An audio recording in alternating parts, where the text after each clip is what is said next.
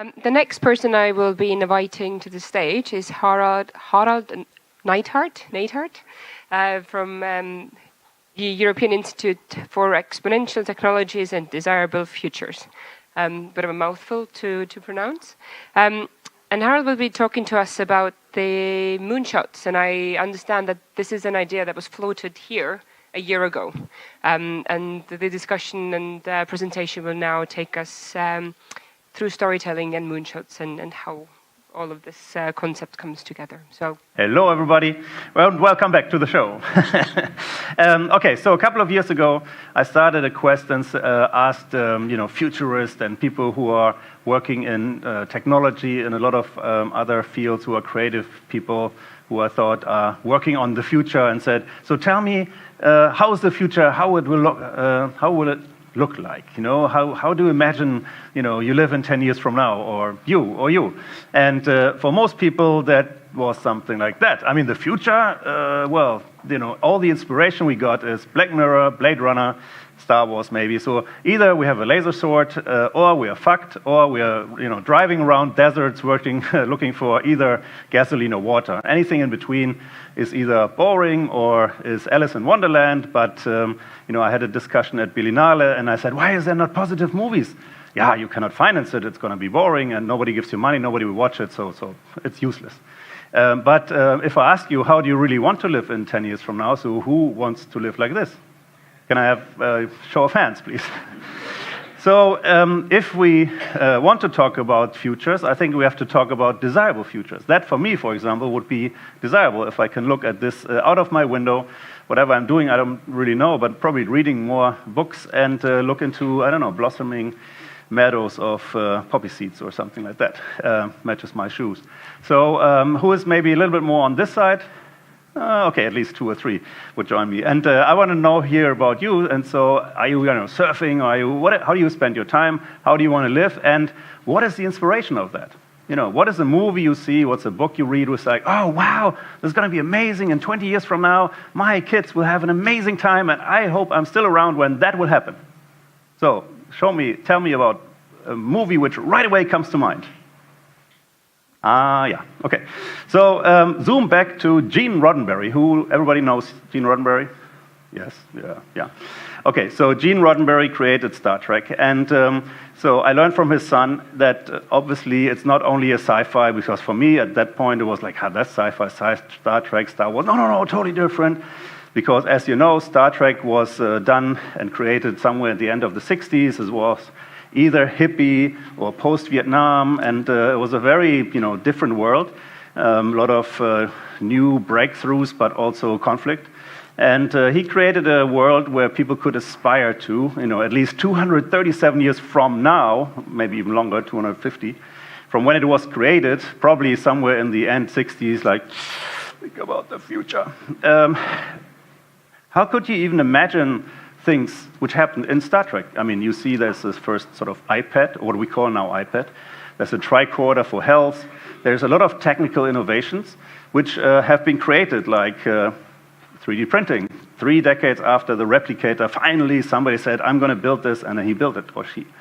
But also, in Star Trek, you have much more about the humanities. So there's the first interracial kiss. There's a black person in the commander room, so to say. You have Data, which probably looks like more like Zuckerberg right now, but there's a robot basically in the crew. There's a Russian together with an American in the crew. So a lot of these things which are impossible at that time have been put together. And so that was so okay, because it was so far in the future. It's crazy anyway. Nobody would believe it. So it actually makes it so crazy that it would be in the future. So he tried to push things, and even so, for example, he was smoking a lot, and smoking was one of the biggest, and is probably still biggest financiers in movies. He actually said in this big Bible, no smoking. Kirk is not smoking, which was also, why not? I mean, everyone's smoking, so So he actually looked at a lot of things very much in a futuristic and in a humanistic way, in a positive way. So I'm asking myself, so if this is sort of this actually from Star Trek, obviously there's some drama happening here. So but that's supposed to be 2237, and for me it looks like San Francisco maybe right now. The Bandit building is maybe like the Salesforce Tower, which tilts a little bit. It's going to be the next Pisa Tower. But this is going to be Hamburg. They're very proud. They're going to invest $1 billion in a new thing, which actually looks like from the movies. So somebody knows Robert Böhme. Okay, so Robert is a CEO, and his company is called Part-Time Scientists. They skipped the part-time now. They're only called PT Scientists, because they actually started from the imagination and the pull of the Google X Prize to go to the moon, which there was a big draw. If you go to the moon and you take a picture, you drive 500 meters, take another picture, and the first team who's doing that will get $30 million.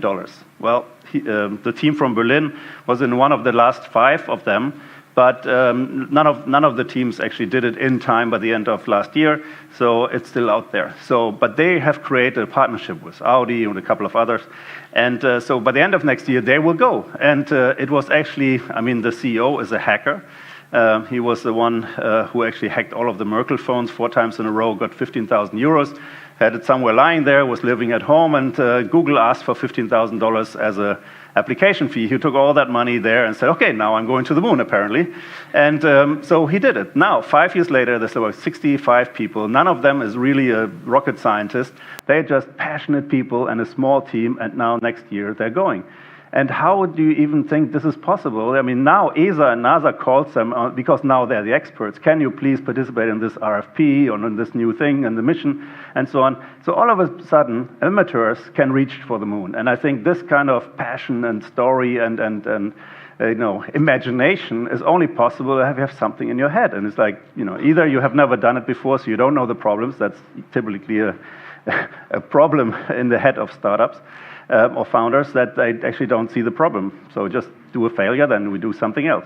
So this is an inspiration. And so I think we need these moonshots for Europe. We have seen that you can do it here, small teams can do it, but what we are missing is, I think, the narrative. It's something like, yeah, we can do it. Here's a story. You can go to the moon. You can go to Mars. You can jump from Mars to the moon.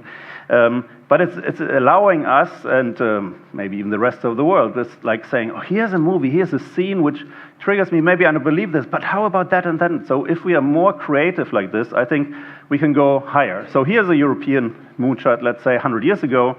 Gaudi invented, created a story, a building, a narrative of beauty, and maybe even a sort of a new city, a center of a city in Barcelona, when he created Sagrada Familia. And it took 100 years to even build it. So his vision, imagination, and his story of beauty, of storytelling, of a house for God in this probably, is even used, he kind of envisioned schemes, technology to build its arcs and beauty, which even took 100 years to build it because it was so overwhelming. So now I'm asking, if you have an idea and a vision from now, Gene Roddenberry created in the 60s and invented in his head ideas and pictures which are now coming into light. So what is the story from now? Everything we know now, from everything we heard here, from blockchain and all of the other AIs and robotics.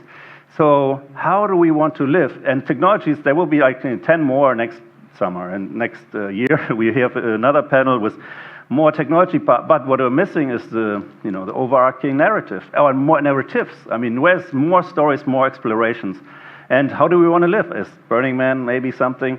And that's an experiment by itself. It's a pop-up city, 70,000 people in the desert. It happens now also with little side effects in Spain or in South Africa and so on. So they're experiments on how we live. They're experiments how art and creativity is, builds a community of people who are intentionally going 8 hours from San Francisco, somewhere in the desert, the most unpleasant place. But it's something where you bond, you have a new idea what you are, what you want, and maybe it changes your life to seek something like this in your daily life. It actually did that for me. So now if we look at technology, The iPhone 20? No, it's probably gone, right? There's a little contact lens if you look. And we know the contact lens story from Black Mirror, and so technology will be there. The question is, what do we do with that technology? Is it only a memory, always available, and you see your wife drinking red wine, which she never does, with that new guy, and she's all flirty, and the foot is up here, and whatever. So what is technology doing to us in a positive way? You know, maybe as a contact lens, I can see where, you know, I can direct people from the Red Cross and say, oh, go this, there, and now, you know, open up the door, bend it down because my mom is laying there in the bathtub and she needs help or something. I mean, technology can be helpful potentially, but we need the stories. We need to understand how can you inspire even tech developers to build either this or other things, or you know, tech people have their own idea. But there's a friend of mine who actually told the story. Who knows the, you know, Kinect Xbox? Everybody knows, right? So Sylvie went with her now husband to the movies, and she saw Minority Report. And the other friend, I forgot the name, he said, oh yeah, and, you know, you want a beer? Yeah, but I'm going to build this. You know what I mean? Yeah. Okay, you want another beer? She didn't really get it. Half a year later, he called and said, hey, can I get the place in your basement? What do you mean? Yeah, I have all these computers. My girlfriend is kicking me out. And so it's like, yeah, all right, I got to go, but yeah, put it there. Another half a year later, he had to move out again because it was all buzzing and more computers. That was the creator of PrimeSense, which created Kinect for Microsoft Xbox, which is, you know, has licensed this before Apple bought it, and now Facebook, you know, or not Facebook, our face detection at Apple is actually Apple bought the company, and now it's the face detection to unlock our phones.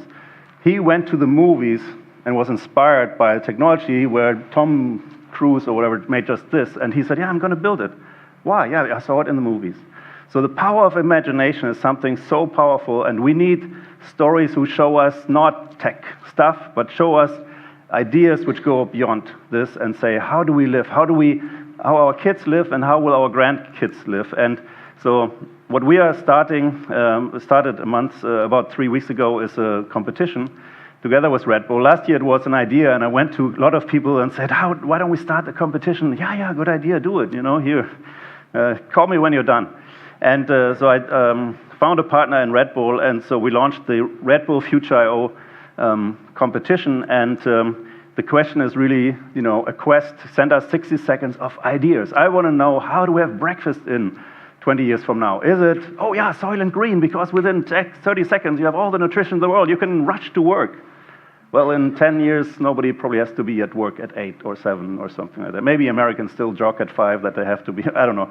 Hopefully not here. So what is the desirable part and what is feasible? And so what ideas are out there so that not a film producer can tell me, but there's no ideas and it's all boring. So here's a little bit of a clip I want to show to share the idea.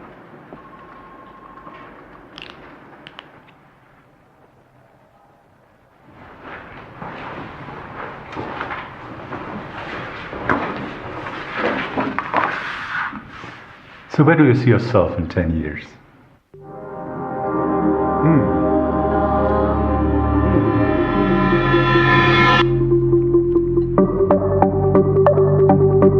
Okay, science fiction movies have always inspired new ways of life. They've predicted and shaped inventions like flying cars, holograms, 3D printers, facial recognition. But most of the latest sci-fi movies show only dystopian futures. Pretty grim, right?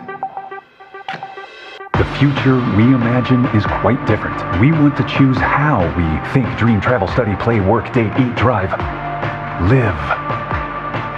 It's your time to inspire the future. Create a video now. It could be through animation, short film, vlogging, words on screen. It's your take on the future. Literally.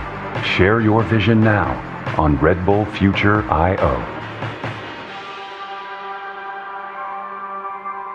So what started last year as a discussion and a quest to, get people involved is now a real competition. So I hope you can spread the word or participate yourself. It runs until February 10.